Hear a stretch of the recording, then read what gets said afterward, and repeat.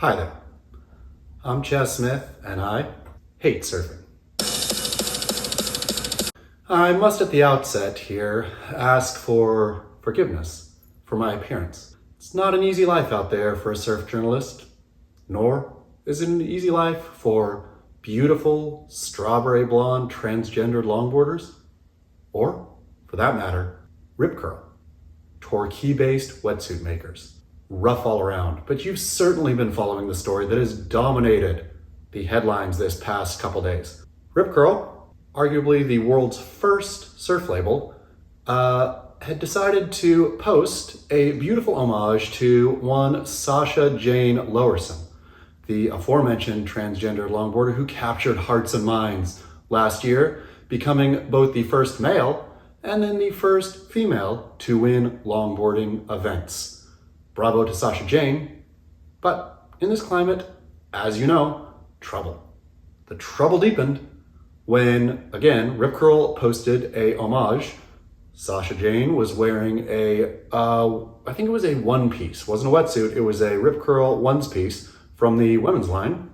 Talked about her womanhood, talked about a wonderful journey, an inspiring post. And yet, rage boiled.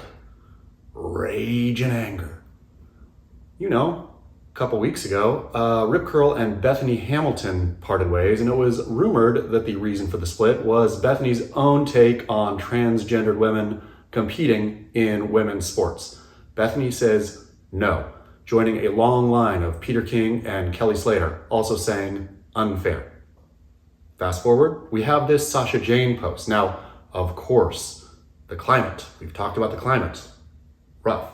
I like a slap fight as much as the next man, but this one went down dirty fast. We had calls for boycotting Rip Curl trending on Twitter by evening. That trended for over 2 days. Now that is a feat. I think it was, or is probably the first time in recorded history that a surf brand has ever trended on Twitter. Amazing. So we have pitched sides here, of course, and everybody's familiar with this debate now. We have the yes, pro-trans, they are women, treat them as such. They are beautiful, blossoming flowers that just only happen to blossom later in life. On the other hand, we have the camp that says, maybe this is all fine and good, I'm confused, but definitely do not let them compete. Do not let them do anything other than, I guess, sit in their house, looking in the mirror, gazing at their new glorious visage. Where do you fall? You know, I'm gonna be honest, this debate has gotten frankly dull just because everybody forms a mob so quick, and mob mentality on either side is dull. The thinking flattens. We have rage and anger over here. We have equal rage and anger over here. We have Rip Curl in the middle, Rip Curl, I suppose, did the silly thing. I don't know what they were thinking on their original post. I don't know what the goal was. But then they deleted it. Uh-oh. So posting it and then not standing behind it seems worse, I guess, than what even Bud Light did during their brouhaha with the, was it 365 Days of Womanhood?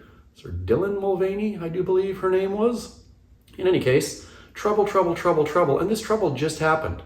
Rip Curl jumped right into the same boiling tank, and it appears as getting boiled itself. How will this work out? Again, depending on which side you're on, you're either boycotting Rip Curl or you're buying cheap Rip Curl wetsuits. There's one class in here that is forgotten. The North Korean slave. And I don't know why we can't have a moment for the North Korean slave. He's the one putting in the hard hours, the 18, 19 hours a day, working his slave fingers to the bone. She's the one stitching and stitching and stitching.